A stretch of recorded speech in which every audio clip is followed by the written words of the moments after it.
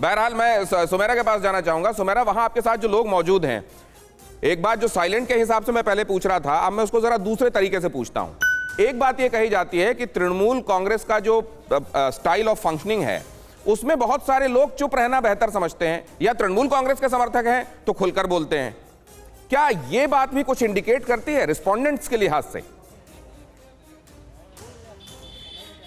दिनेश, देखिए, जैसा मैंने पहले भी आपसे कहा कि यहाँ पर बड़ी संख्या वोटरों की है जो खुलेआम बताते हैं कि वो किस पार्टी को समर्थन कर रहे हैं, लेकिन एक बड़ा तबका है वोटरों का जो कुछ नहीं कहना चाहता। उसका ये कहना है कि वो जब जाकर अपना मत कास्ट करेगा तभी वो अपने मताधिकार का इस्तेमाल करेगा और किसी से कुछ नहीं कहेगा।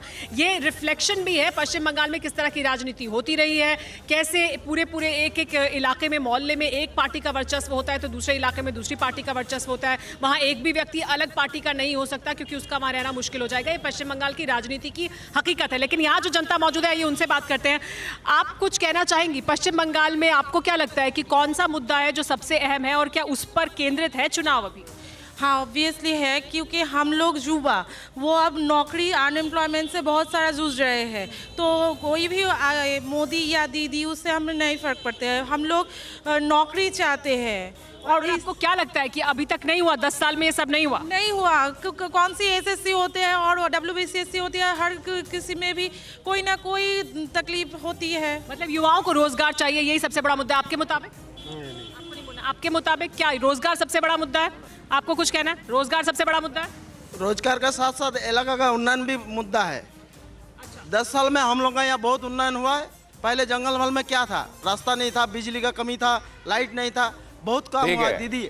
इलाके का उन्नयन मतलब डेवलपमेंट मुद्दा है और साथ में रोजगार मुद्दा है। 5 लाख रोजगार की बात की तो है मैनिफेस्टो में।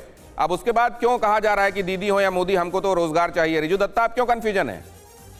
देखिए, कंफ्यूजन लोगों में के दिल में तो होता है थोड़ा इलेक्शन के टाइम पे, बट आपको समझना पड़ेगा, अगर युवा जब रोजगार के ऊपर वोट देने जाएगी तो दीदी ने बोला हम 5 लाख करके हर साल वोट देंगे, और दूसरी तरफ एक सरकार है जिसने 45 साल में सबसे ज्यादा बेरोजगारी दिया है इस देश को, तो जनता किसको वोट करेगी? आपके पास साफ है। और दूसरा, उन्नयन का बात, आप तो जनता की बात सुन ही रही है। जब जंगल महल में ना बिजली था, ना पानी था, ना सड़क था, आज वहां बिजली भी है, पानी भी है और चकाचौंध सड़क भी है। तो इंसान तो इस पे ही ना वोट देगी कि इंसान सिर्फ बीजेपी के बात पे मंदिर, मस्जिद और हिंदू मुसलमान करेगी।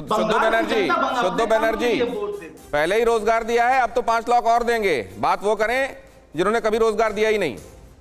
बात ये है ना, ये जब मोदी जी आके कहते हैं कि दीदी बोलचे खेला होबे, मैं बोल रहा हूँ शिक्षा होबे। अब 8 साल पुराना प्रधानमंत्री अभी भी फ्यूचर टेंस में बात क्यों कर रहे हैं? लेकिन बात आपने बड़ा सटीक दिखाया कि मुद्दे यही है। एसएससी, आप देखिए, एक टेट एग्जाम हुआ था, बहुत बड़ा स्कैम है। आप भाजपा कभी भ्रष्टाचार के खिलाफ बोल रहे थे, लोग उनकी तरफ जा भी रहे थे, लेकिन उसी टेट स्कैम के सबसे बड़े मिसाल जो है विश्वजीत कुंडू, तृणमूल से आके अभी कालना से उनका प्रत्याशी बने हैं। तो भाजपा का आधार क्या है? अभी मोदी जी 5 प्रदेश में लड़ेंगे, उसका मतलब जनता के साथ उनके लड़ाई है, किसी पार्टी के साथ नहीं।